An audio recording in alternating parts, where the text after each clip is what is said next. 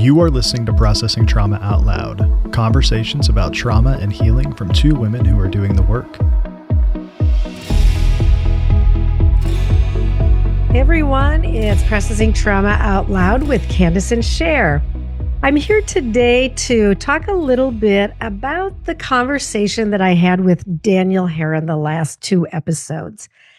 I loved the conversation with Daniel, and talking with him has caused me to do a lot of thinking about some of these aspects of my own life, about the ways that I have dealt with being emotionally shut down and being unable to access my emotions, the ways that dissociation have been so prevalent in my life through the years.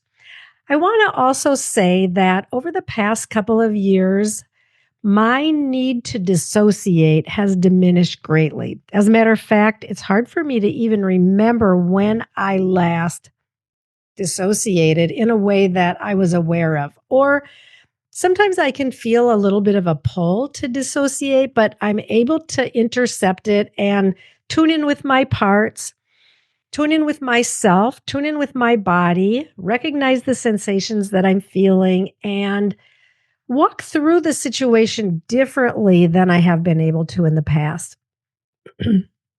It's been so helpful, and I'm so grateful.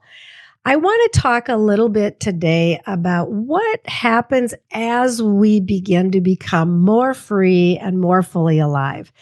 I have been experiencing so much more freedom in my life, more courage, and actually noticing when fear shows up. And I'm starting to recognize that when I begin to feel fearful, that fear is actually starting to feel like the unnatural response, or the part or the feeling that really isn't true to who I am and who I am becoming.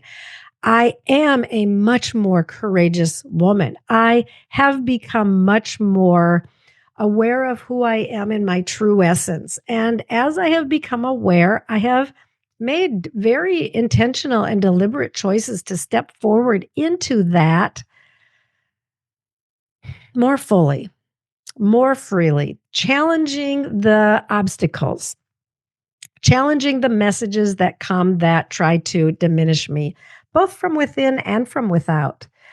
I think that there are a lot of voices in the world that are constantly trying to cause us to be afraid, or to question our desires, or to cause us to not want to be playful with something, or to be curious about something, or to just try something, even just to give it a try.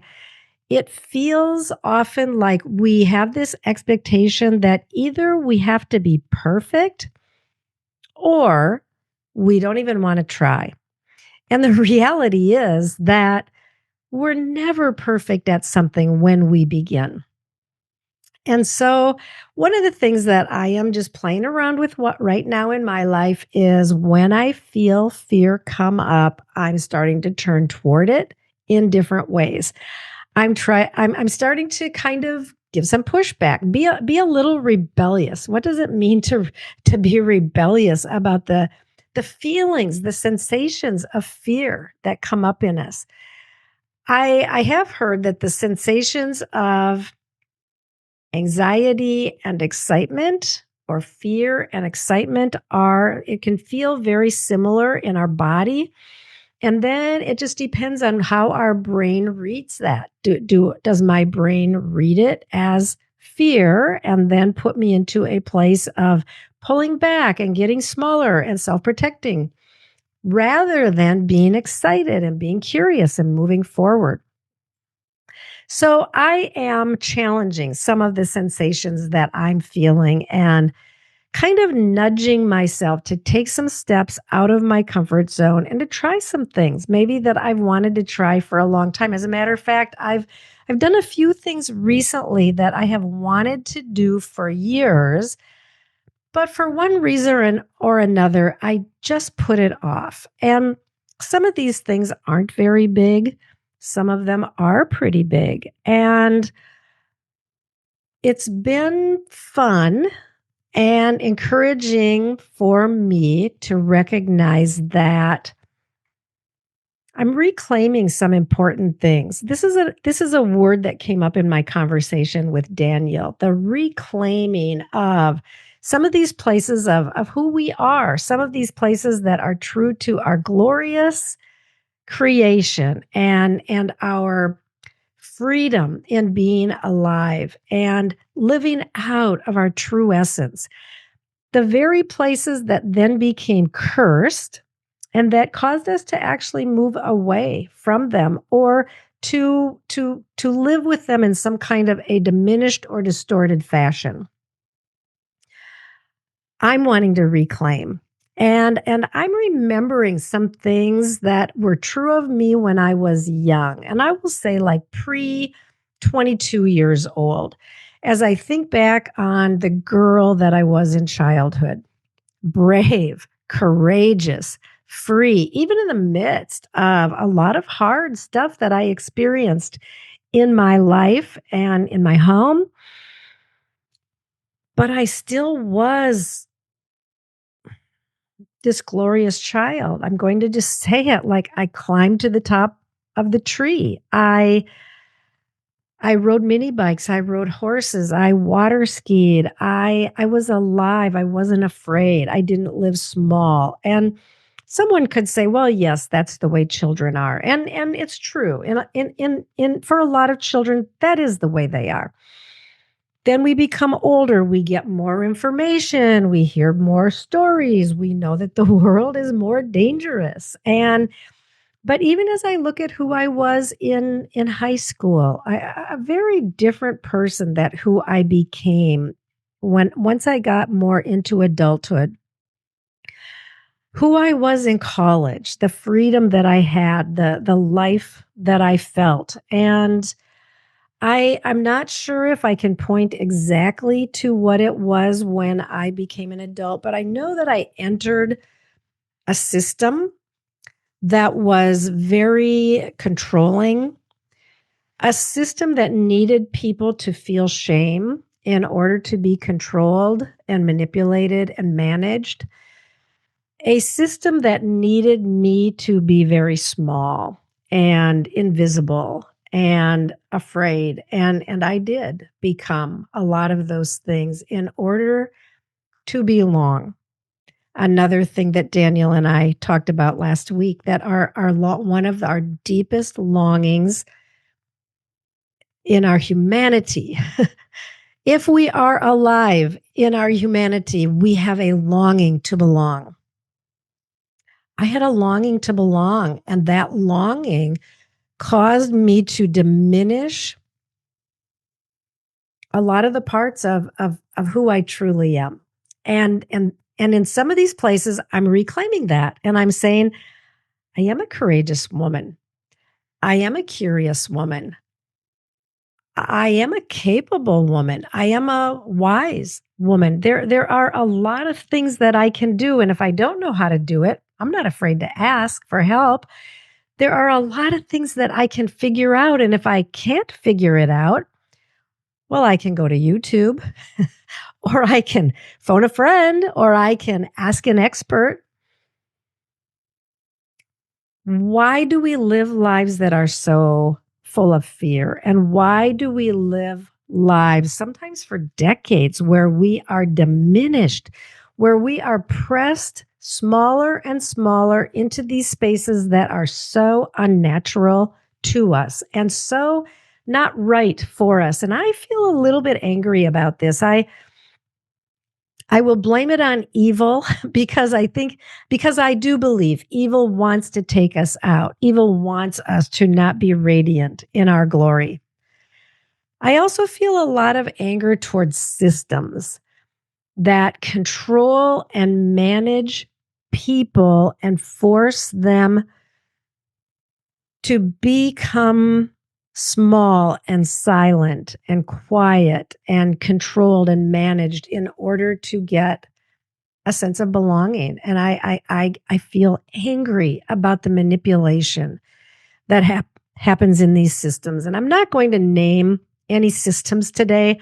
I really want to in some ways, but I'm going to hold back, and I'm going to let you think about what are systems that you have been a part of. Maybe it's a work system, maybe it's a school system, maybe it's a family system.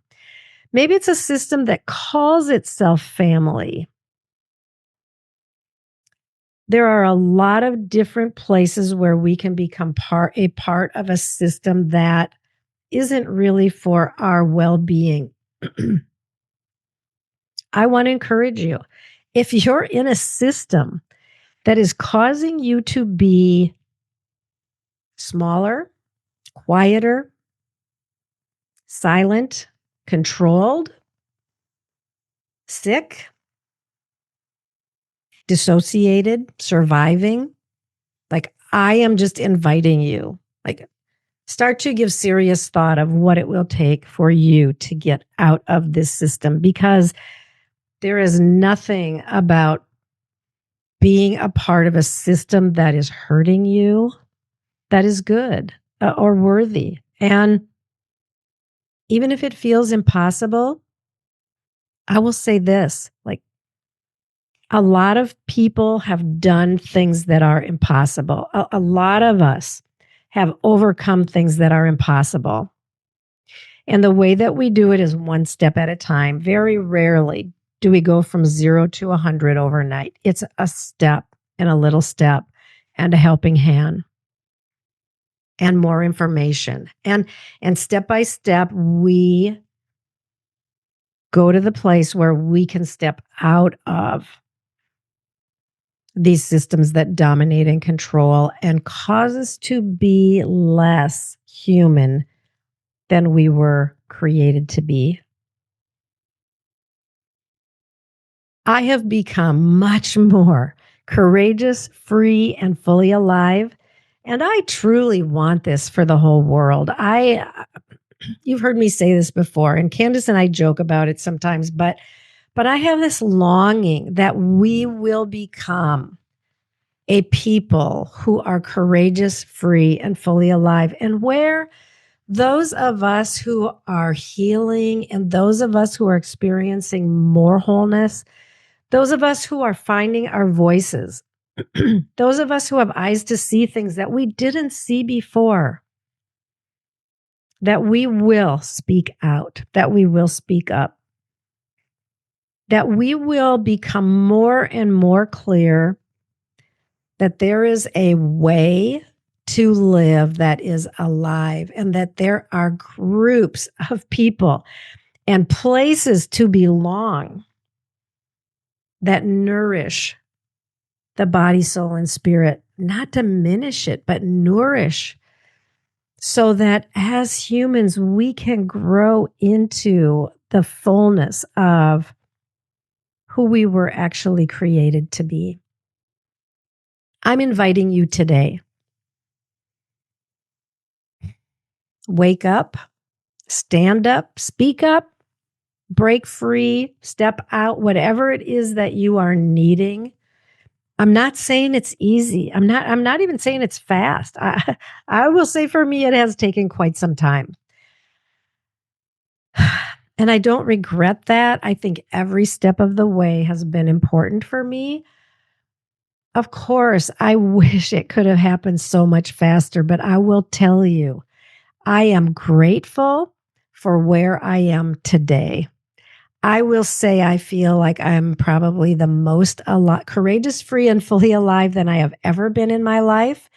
And I can't wait to see what's ahead for me. I have some big plans, even after the first of the year. And I'll be talking more about this in some upcoming episodes. But I am stepping out and doing something very brave. And as I'm making my plans, I am having to look at what are some of the fears that are coming up. What are some of the obstacles that want to press me down and keep me small? I'm reaching out to the wise people in my life who I need right now, and I need their voices to help me stay on track, to help me press through so that I don't fall asleep. Again, to the things that are the true and deepest longings of my soul. I want this for you too. And so, dear listeners, I am giving you a big invitation today. Like, maybe it's time to strap on the hang glider and jump off the cliff.